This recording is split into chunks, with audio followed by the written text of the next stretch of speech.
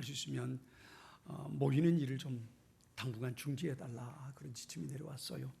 우리 총회장 목사님 교회부터 또 몇몇 교회들이 주일날 예배를 안 드리고 당회원들만 예배 참석하고 그걸 영상으로 찍어가지고 홈페이지에 올려놓고, 그리고 교인들은 집에서 영상을 보고 예배 드리는 걸로, 그래서 헌금은 온라인으로 하든지 아니면 다음 주에 하든지 그렇게 하라고. 상황이 그렇게 급박하게 변해가고 있어요. 왜냐하면 신천지, 우린 신천지라고 하는데 세상 사람들은 다 똑같이 신천지 교회라고 말하거든요. 그러니까 조그만 빌미가 주어지면 교회가 오히려 세상에 악을 끼치는 존재로 낙인 찍힐까봐 이게 두려운 거죠. 다른 어떤 것보다 이게 두렵고요. 뿐만 아니라 신천지 안에 있는 분이 어떤 분이 이제 연락을 해왔는데, 그런 연락을 했다고 그래요. 이제 신천지 예배를, 주일 예배를 안 드리니까 기성교회 가서 예배를 드려라, 이제 그러고 명령을 시달을 했대요. 그러니까 우리 교회야 뭐 뻔하게 어떤 분이 오는지 어떤 분이 아닌지 다 아니까 그러진 않을 텐데, 다른 큰 교회, 대형 교회는, 많이 모이는 교회는 그 속에 섞여서 예배 드려도 아무도 모르는 거잖아요. 아무도 모르는 거라. 그러니까 큰 교회들은 가급적 예배를, 주일 예배를 드리지 않고 그렇게 대치해 가는 것 같아요. 그런 불안함 속에 있습니다. 또 아까 우리 예배 드리기 전에 영등포 구청에서 사람이 왔어요. 공문을 가지고 와서 주일 예배를 좀 자제해 달라. 공문을 가지고 왔어요. 예배 드리는 것 좀 자제해 달라. 그리고 공문을 가지고 왔습니다. 그리고 손소독제 2개를 가지고 왔어요.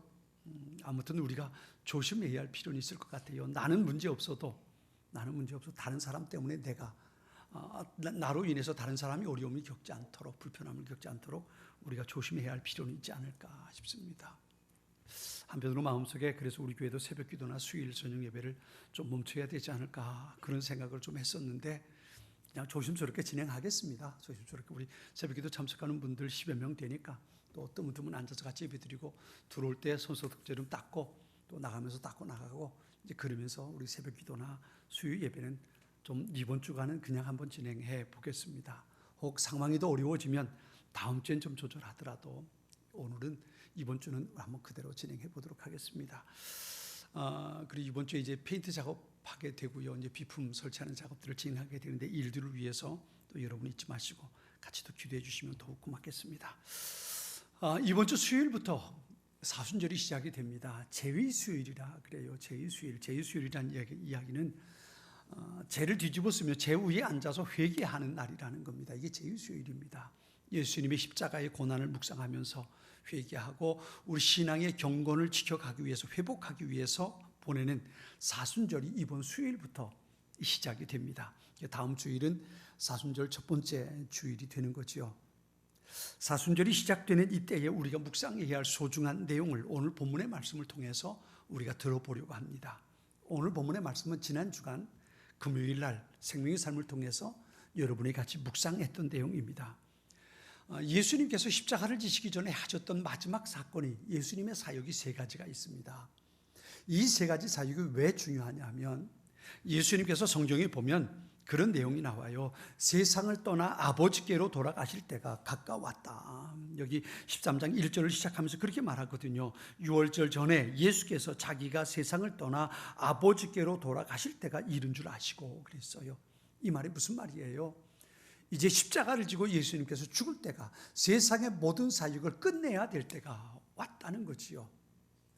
그렇게 하시면서 그 다음에 오늘 이 본문을 통한, 그리고 그 다음에 이어지는 3가지 사건이 기록이 됩니다. 하나는 6월절 만찬을 나누는 장면입니다. 6월절 최후의 만찬, 성만찬이지요. 제자들과 함께 빵을 떼고 잔을 나누면서 최후의 만찬, 성만찬을 나누신 거고요. 2번째는 겟세마네 동산에 가셔서 제자들과 함께 기도하신 거고요.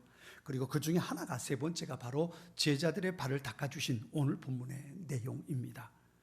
예수님께서 이 3가지를 예수님의 사역 마지막에 가지신 것은 매우 의미 있는 겁니다. 왜냐하면 이 예수님의 3가지 모습이 예수님의 공생의 사역 전부를 가르쳐주는 소중한 의미 있는 것들이기 때문에 그렇습니다. 성만찬은 말 그대로 예수님의 십자가를 의미합니다. 이것은 십자가에서 너를 위해 찢기는 내 살이다. 이것은 너희를 위해 흘리는 새 언약의 피다. 예수님께서 십자가에서 찢기고 흘려주실 그 살과 피를 기념하며 제자들과 나누었던 것이 성만찬이지요. 겟세마네 동산에서 예수님 기도하신 것은 예수님의 사역을 지탱하고 있는 기둥이 바로 하나님과의 교제라는 것을 가르쳐주고 있는 내용입니다. 하나님과 기도함으로 늘 교제했고 그것이 예수님께서 사역하시는 에너지가 될 수 있었던 거지요. 그리고 제자들의 발을 닦아주신 것은 예수님께서 이 땅에 오신 사역의 내용이 무엇인가를 가르쳐주신 것입니다. 예수님께서 예루살렘에 들어오시기 전에 야고보와 요한의 어머니가 예수님을 찾아옵니다. 그리고 예루살렘에 올라가서 왕이 되면 자기 두 아들을 높은 자리에 세워달라고 청탁을 하게 됩니다. 이 모습을 본 다른 제자들과의 사이에 다툼이 일어나기 시작하지요. 그때 예수님이 이렇게 말씀하십니다. 마태복음 20장에 보면 예수께서 제자들을 불러다가 이르시되 이방인의 집권자들이 그들을 임의로 주관하고 그 고관들이 그들에게 권세를 부리는 줄을 너희가 알거니와 너희 중에는 그렇지 않아야 하나니 너희 중에 누구든지 크고자 하는 자는 너희를 섬기는 자가 되고 너희 중에 누구든지 으뜸이 되고자 하는 자는 너희의 종이 되어야 하리라 그랬어요. 그리고 이어서 인자가 온 것은 섬김을 받으려 함이 아니라 도리어 섬기려 하고 자기 목숨을 많은 사람의 대속물로 주려 하심이라 그랬습니다. 예수님께서 이 땅에 오신 목적이 하나님으로 섬김을 받고 대접을 받기 위해서 오신 것이 아니라 충분히 예수님은 그러실 수 있는 자격이 있으신 분이죠. 왜요? 그분은 창조주잖아요. 그분은 하나님이잖아요. 우리 모두는 그분의 피조물이란 말이에요. 그러게 예수님 앞에 경배하고 예배하고 그분을 대접하고 그분을 섬겨야 할 이유가 우리에게 있지요. 그런데 예수님은 그 모든 것 다 내려놓고 사람의 모습으로 이 땅에 오신 것이 섬기려 하고 당신의 생명까지 내어주기 위해서 오셨다는 겁니다. 이것이 바로 예수님께서 이 땅에 오셔서 하셨던 그리고 보여주셨던 예수님의 삶의 모습입니다. 그런데 예수님께서 이렇게 말씀하셨음에도 불구하고 제자들은 이 예수님의 말씀을 이해하지 못합니다.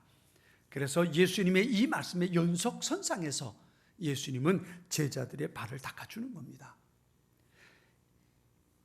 예수님이 십자가의 죽음의 때가 코앞에 온 목요일 밤이었음에도 불구하고 그 아픈 마음을 가지고 제자들의 발을 닦아주는 그 모습. 좀 전에 봤던 1절은 이렇게 시작합니다. 유월절 전에 예수께서 자기가 세상을 떠나 아버지께로 돌아가실 때가 이른 줄 아시고 세상에 있는 자기 사람들을 사랑하시되 끝까지 사랑하시니라 그랬어요. 그리고 제자들의 발을 닦아주시는 겁니다. 왜 이 밤에 내일이면 십자가를 져야 하는데 그 전날 밤에 제자들의 발을 닦아줘야만 됐을까? 그것도 가룟유다까지 포함해서 말입니다. 우린 두 가지 의미를 우리가 생각해 볼 수 있습니다. 하나는 죄 씻음의 상징입니다.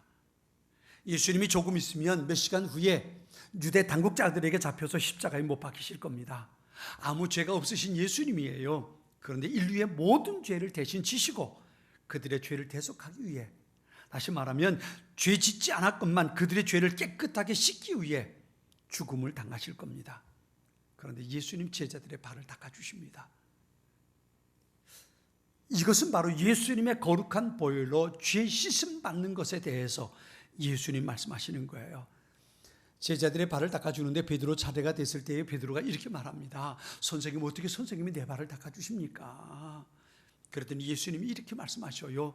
내가 너를 씻어주지 않으면 너는 나와 상관이 없다라고 말씀하세요. 네가 나와 상관이 없다는 말씀을 예수님 하세요. 이 말을 다르게 말하면 내가 너를 씻어주지 않으면, 나로 인해서 내가 씻김받지 않으면 너는 하나님 나라의 영광을 누릴 수 없다는 겁니다. 여기 상관없다는 말은 예수님과 함께 하나님 나라의 분깃, 하나님 나라에서 얻을 기업이 없다는 겁니다. 하나님 나라에서 누릴 영광이 없다는 게 상관없다는 말이에요. 상관없다는 말입니다. 그러니까 예수님의 십자가 보혈로 죄 씻김 받지 않은 사람은 하나님 나라에 갈 수 없고 하나님 나라의 영광을 누릴 수 없게 된다는 겁니다. 예수님 요한복음 14장 6절에 이렇게 말씀하시죠. 내가 곧 길이요 진리요 생명이니 나로 말미암지 않고는 아버지께로 올 자가 없다 그러셨어요. 제자들의 발을 닦아주시면서 예수님은 제자들이 예수님의 십자가를 보기를 원하셨던 겁니다.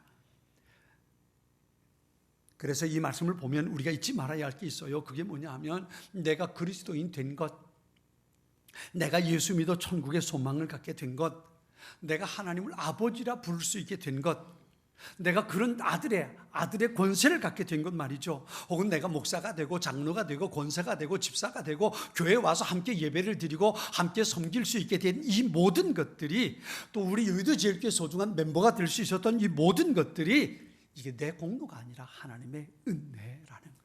하나님의 은혜라는 것.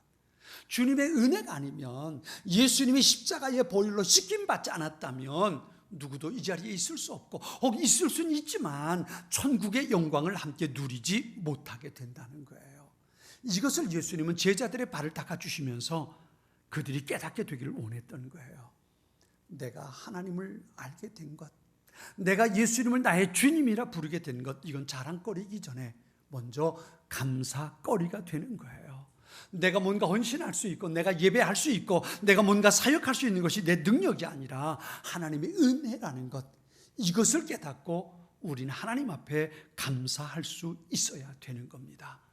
두 번째는요, 두 번째 가장 오늘 우리가 함께 나눠보려고 하는 말씀인데요, 예수님께서 제자들의 발을 닦아주신 것은 섬김의 본을 보이기 위해서 제자들의 발을 닦아주신 거예요. 좀 전에 말씀드린 것처럼 제자들은 누가 더 큰지, 누가 더 높은 자리에 올라가야 되는지 이것 때문에 서로 다투었습니다. 이게 예수님께서 원하시는 예수님의 생각이 아님에도 불구하고 제자들은 그렇게 서로 다투고 불편해하고 있는 겁니다. 이제 몇 시간 후면 예수님 말 그대로 체포되실 겁니다. 그리고 사람이 상상할 수 없는 모진 고난과 수치 다 받으시고, 그리고 십자가의 마지막 숨을 거두는 장면들이 진행될 겁니다. 그런데 제자들은 예수님의 그 마음 알지 못하고 여전히 누가 더 높은 자리에 올라갈 건지 그것 때문에 다투고 있는 겁니다. 예수님은 그런 제자들에게 마지막 가르침 주기를 원하셨습니다. 그래서 제자들의 발을 닦아주신 겁니다. 유대 관습에서 발을 닦아주는 건 종이 하는 일입니다. 일반적으로 그것도 종 가운데도요 가장 낮은 종인데요, 그 종이 어떤 종이냐면 이방인 종입니다. 종들이 여러 명 있으면 그 중에 유대인이 종된 사람도 있거든요. 근데 발을 씻기는 일은 유대인 종에게 시키지 않습니다. 이방인 종에게 시키는 거예요. 이방인 종이 없으면 유대인 종이 하는 거고요, 유대인 종이 없으면 그러면 그 집에 손님이 오는 사람을 위해서 주인이 하는 거예요. 주인마저도 없으면 그 공동체 가장 낮은 사람이 발을 닦아주는 겁니다. 이게 유대인의 관례예요. 유대인의 관례입니다. 우리야 요즘 그래도 신발을 괜찮게 신고 다니잖아요. 양말도 신고 다 그러고 다니잖아요. 근데 유대인들은 양말도 없이 샌들만 신고 다닌단 말이에요. 뿐만 아니라 거긴 광야라 건기가 되면 먼지가 많아요. 집에 들어오면 그 먼지 그대로 가지고 들어오거든요. 그러니까 어느 집에든지 문 앞에 도랑아리에 물을 담아놓고, 그리고 누군가 손님이 오면 그 집의 종들이 거기서 손님들의 발을 닦아주는 거예요. 닦아주는 겁니다. 그런데 이때 유월절 만찬을 준비한 이 집엔 종들이 준비되어 있지 않았고요, 그 집 주인도 없었어요. 주인도 없었습니다. 이젠 예수님과 함께 있는 사람들 가운데 누군가가 그 일을 해야만 됐던 거예요. 가장 낮은 사람이 해야 할 일이 그 일이었단 말이죠. 그런데 제자들 누구도 닦아주려고 나서지 않았던 겁니다. 우린 생각할 수 있잖아요. 왜냐하면 거기까지 오는 동안 제자들이 싸웠어요. 누가 더 높으냐, 이것 가지고 싸웠어요. 야고보와 요한의 어머니가 와서 얘기하는 바람에 서로 내가 더 높이 올라가야지, 그리고 서로 싸웠단 말이에요. 싸웠어요.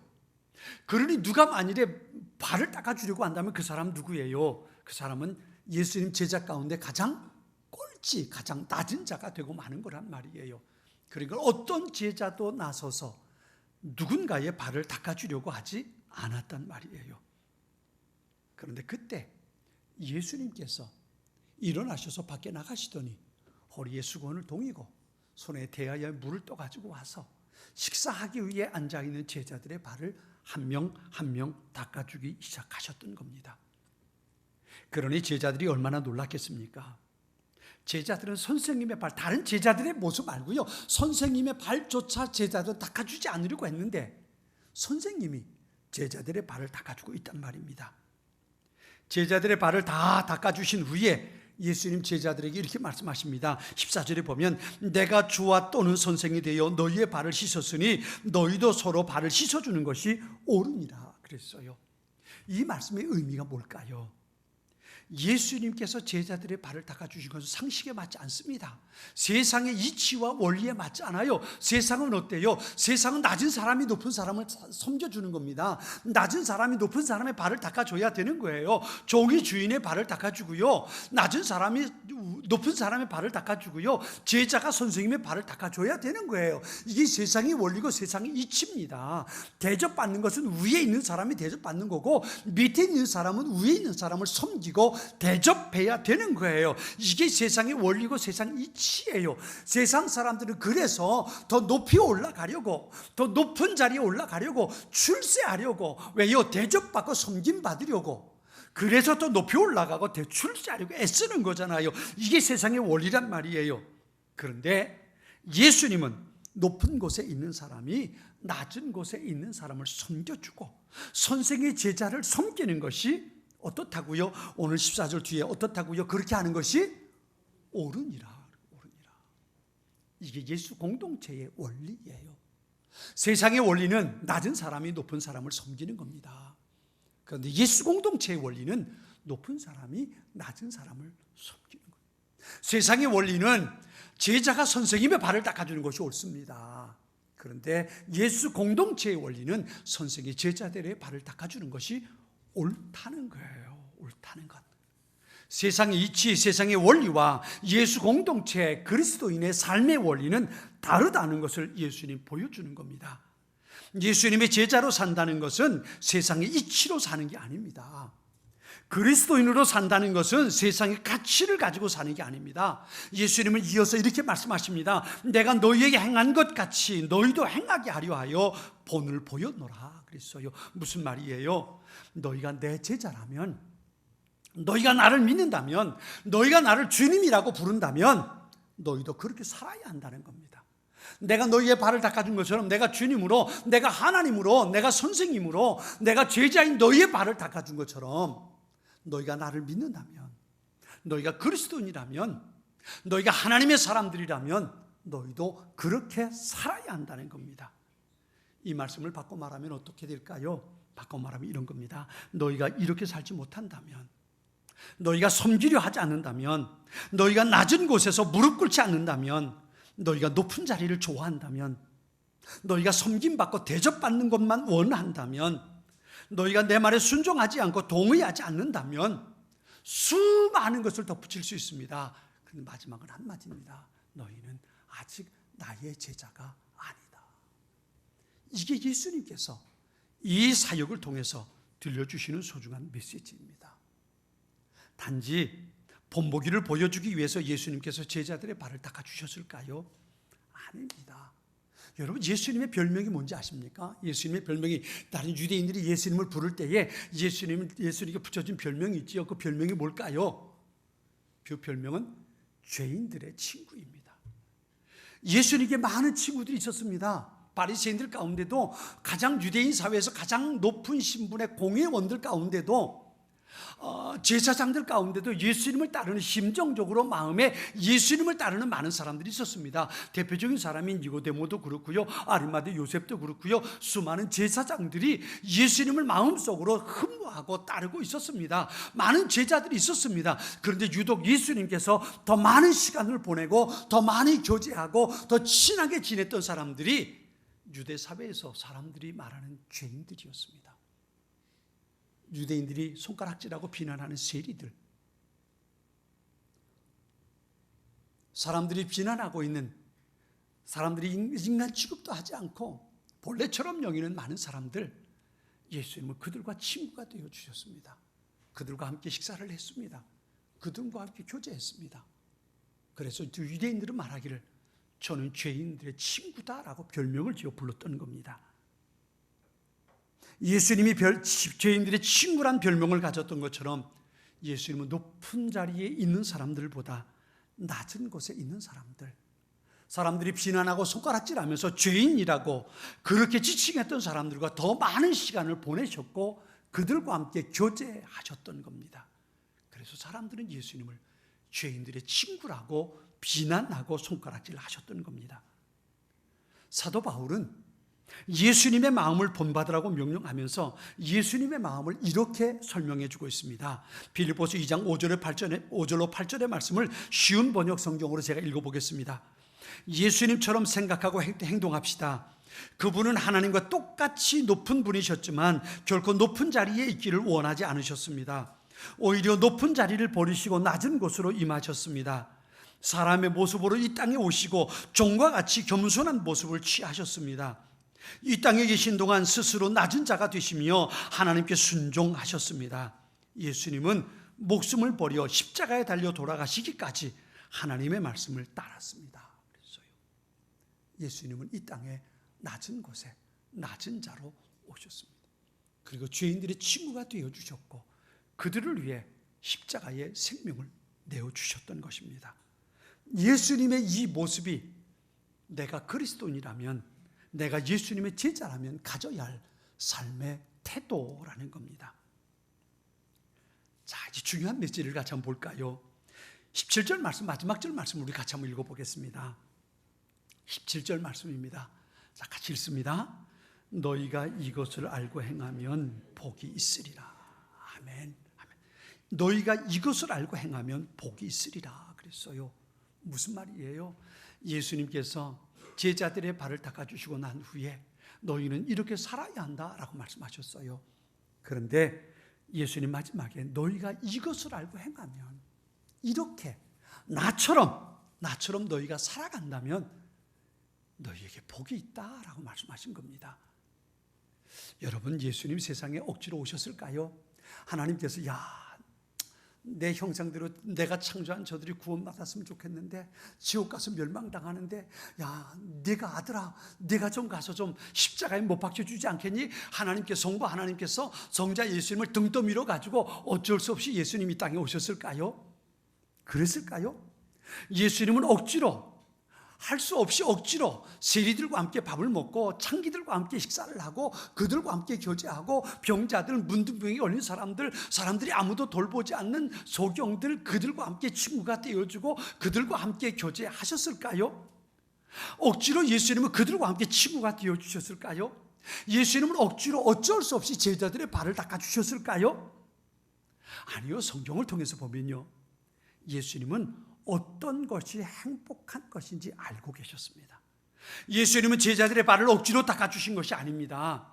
예수님은 어쩔 수 없이 문둥병자와 만나주신 게 아닙니다.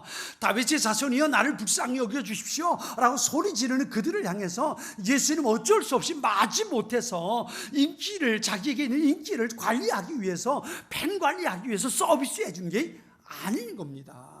예수님께서 그들의 친구가 되어주시고 그들과 만나주시고 제자들의 발을 닦아주신 것은 어떤 것이 정말 행복하고 복된 것인가를 예수님은 알고 계셨단 말이에요.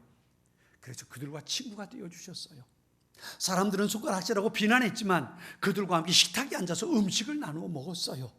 사람들은 만나지 않으려고 외면하고 다녔지만 그들을 찾아가서 예수님은 만나주셨어요. 왜? 그 일을 통해서 예수님은 자신이 행복했기 때문인 겁니다.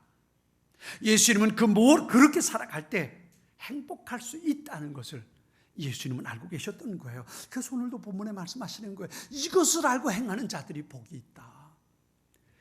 전 이번 우리 화재난 사건으로 인해서 참 하나님 앞에 감사할 것들이 많은데요, 그 중에 하나가 우리 이 화재 난 것을 알고 월요일날 저녁에 직장인 성경공부 모임이 BBB라는 직장인 성경공부 모임이 우리 교회에서 저녁에 예배 모임을 하잖아요. 그날 60명가량이 모여서 찬양하고 기도하고 말씀을 나누고 소그룹 모임을 갖고 몇 년째 한참 됐죠. 한참 돼서 우리 교회에서 모이잖아요. 이 팀들이 지난 월요일 날 와서 예배를 드리고, 그리고 우리 교회 상황이 이런 것을 봤어요. 전화가 왔어요. 그래서 상황을 자세하게 이렇게 됐다라고 얘기를 했어요. 그랬더니 그분들이 목사님 우리가 기도하겠습니다. 그랬더니 문자가 왔어요. 목사님 우리 같이 기도하고 우리가 우리 교회인데 우리가 늘 모여서 매주 교회에서 모이는 것처럼 우리도 매주 한 번씩 여의도 제일교회에서 모이는데 우리 교회라고 생각하고 기도하고 있습니다. 우리 같이 모이는 사람들이 여의도 제일교회 복귀하는 이 일을 위해서 우리 같이 헌금했습니다. 보내드립니다. 그리고 제 통장으로 보내왔어요. 이렇게 보니까 55만 원인 것 같더라고요. 그래서 55만 원 이분들 참 감사하다. 그리고 감사하다 생각해서 오늘 헌금을 이제 드리려고 다시 한번 통장을 확인했는데 55만 원이 아니고 550만 원을 헌금했어요. 우리 교회 수리하는 비용의 대부분을 이분들이 모아서 감사하는 마음으로 기도하고 교회를 위해서 기도하면서 준비를 해주셨어요. 얼마나 감사한지. 지난 주간에 그분 외에도 또 다른 분들이 목사님 어떻게 해요? 교회 늘 나와서 기도하던 데인데요. 그러면서도 헌금해 주시고 아마 그런 것들로도 이 수리하는 비용이 거주반 다 채워질 것 같아요. 감사한 게 그런 거예요. 감사한 게 우리가 나누니까 우리가 나누고 섬기려고 하니까 이분들도 우리를 그렇게 섬겨주는구나. 이게 참 쉽지 않은 일이죠. 이분들이 제가 하도 고마워서 어제 전화를 드렸어요. 이 BTV 대표되는 분에게 전화를 드렸어요. 고맙다고. 난 이렇게 크게 한 줄 몰랐다고. 고맙다고 그랬더니 목사님 우리도 매주 모여 예배드리는 우리 교회인데요. 빨리 복구해야지요. 우리 같이 기도하겠습니다. 교인들에게 힘내라고 전해주세요. 그리고 얘기를 해요. 오늘 설교를 준비하면서 또 그분들의 마음을 전해드리면서 그런 생각을 해봤어요. 그렇구나. 나누고 섬기는 것이 왜 행복한지 예수님께서 이 마음을 가지고 그러셨구나. 그 생각이 들었어요. 나누고 섬기는 것 손해보는 것이 아니고 그것이 바로 하나님께서 우리에게 주신 또 다른 복을 누리는 소중한 방법입니다. 내가 예수 믿는 사람으로 행복할 수 있는 것, 그것은 섬김을 받는 사람이 아니라 섬기는 사람입니다. 섬기는 사람, 대접받는 사람이 아니라 대접하는 사람이 복이 있습니다. 그 사람이 하나님 나라에서 존귀한 자로 세워질 겁니다. 마태복음 19장 30절에 이렇게 말씀하시죠. 첫째가 꼴찌되고 꼴찌가 첫째 되는 사람이 많을 것이다. 예수님 말씀하셨어요. 먼저 된 자가 나중되고 나중된 자가 먼저 된다. 이게 뭐겠어요? 이것은 섬기는 사람이, 나누고 섬기기를 힘쓰는 사람이 하나님 나라의 존귀한 자가 되고 그가 하나님께서 주시는 복을 누리며 살아간다는 겁니다. 기억하세요. 주님이 이렇게 말씀하십니다. 너희 가운데 큰 자는 너희 종이 될 것이다. 누구든지 자신을 높이는 사람은 낮아질 것이고 낮추는 사람은 높아질 것이다. 이것이 신앙생활의 원리요 천국의 원리입니다. 우리는 더 높아지려 하지 말아야 합니다. 우리 더 낮아져야 합니다. 높아지려는 경쟁이 아니라 낮아지는 경쟁을 우리는 할 수 있어야 합니다. 이것이 예수님을 믿는, 예수님의 제자로 살아가는 그런 사람들의 태도입니다. 우린 작은 예수로 그렇게 살도록 부름받은 사람들입니다. 내가 어떻게 예수님처럼 살아갈 수 있을까?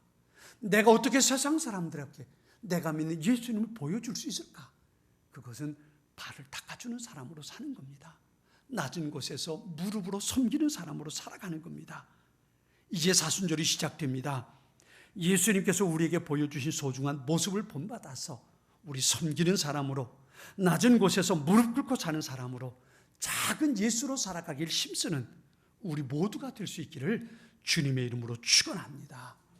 우리 같이 한번 따라서 해볼까요? 손을 딱 오른손을 드시고요. 오른손을 딱 주먹 쥐고요. 딱 주먹 쥐고 오른손을 주먹 쥐고 딱 들어보세요. 따라서 하겠습니다. 작은 예수. 작은 예수. 한 번요. 작은 예수. 한 번 더요. 작은 예수.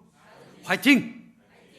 이 믿음으로 작은 예수로 살아가는, 힘내서 내가 믿는 예수님이 어떤 분인지 많은 사람들이 불안해하는 이 사회 속에 우리가 섬기고 살아가는 하나님의 사람들이 될 수 있어야 합니다. 전에요 어떤 역사책에 보니까 그런 얘기가 나와요. 로마에 예수 믿는 사람들이 얼마나 많이 고통을 당했어요. 그래서 무덤 땅속에 숨어 들어가서 신앙생활을 할 수밖에 없었는데요. 그때에 전염병이 들어와서 수많은 사람들이 죽어 넘어가요. 그런데 죽어가는 그 사람들을 시체조차 치우는 사람들이 없는 거예요. 그런데 새벽에 나와보면 시체가 다 없어졌더라는 거예요. 다 치워졌더라는 거예요. 도대체 누가 치울까 의아해하면서도 사람들은 다행이라 생각했지요. 그러면 그날 또 죽어 넘어가는 사람들이 있어요. 근데 그 다음날 아침에 나오면 그 죽은 시체가 다 없는 거예요. 이게 도대체 무슨 일일까 살펴봤더니요, 한밤중에 마스크를 쓰고 온몸에 무장한 가린 사람들이 와서 전염병에 걸려 죽어간 사람들이 시신을 치우더라는 거예요. 그들이 누군가 봤더니 신앙생활하기 위해서 자신의 생명을 구하기 위해 땅속에 들어가 숨어 살던 그리스도인들이 모든 사람들이 하기 싫어하는 그 모습을 한밤중에 나와서 전염병에 걸려 죽어가는 사람들의 시신을 장례 치러줬다는 거예요. 이게 작은 예수의 모습입니다. 오늘 이 사회 속에 이런 모습이 필요합니다. 작은 예수로 화이팅! 함께 살아가는 우리 모두가 될 수 있길 바랍니다. 같이 기도하겠습니다.